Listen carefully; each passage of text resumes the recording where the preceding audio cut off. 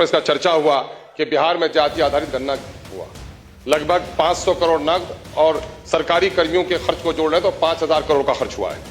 लेकिन आज जिन लोगों को सर्वे इसलिए कराया गया था कि जिन लोगों की हालत खराब है उनको अच्छा किया जाए, लेकिन उसमें अकलियतों की 2 लाख नौकरी और शेड्यूल कास्ट की 1 लाख नौकरी खत्म कर दी गई है, उस पर कोई चर्चा नहीं हुआ। बिहार को अगर विशेष राज्य का दर्जा या सेंटर से कोई पैकेज मिलता है तो वो गरीबी की वजह से, और सबसे बुरा हाल सीमांचल का है, और सीमांचल के बारे में एक शब्द भी इसमें नहीं कहा गया है।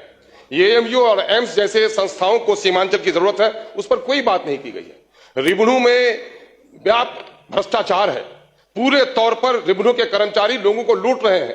साइकिल, पोशाक, मध्याह्न भोजन सब जोड़ लें, जितना आप देते हैं उससे कई गुना ज्यादा रैयतों से लोग वसूल कर रहे हैं, उस पर कोई कार्रवाई नहीं हो रही है। हेल्थ के मामले में अगर आप देखेंगे, मेरे विधानसभा क्षेत्र और सीमांचल की यही हालत है कि मेरे यहां 35 डॉक्टर होना चाहिए 5 लाख आबादी में, सिर्फ 11 डॉक्टर हैं। क्या आज के दिन में भी हमारे साथ यही नाइंसाफी रहेगी? एजुकेशन का हाल चौपट है।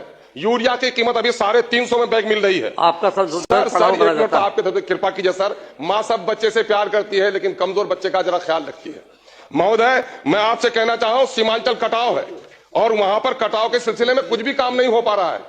मैं आपको यह भी कहना चाहता हूं कि इस वक्त कब्रिस्तानों की घेराबंदी बड़ा काम नहीं है, मामला लॉ एंड ऑर्डर को दुरुस्त बनाना है।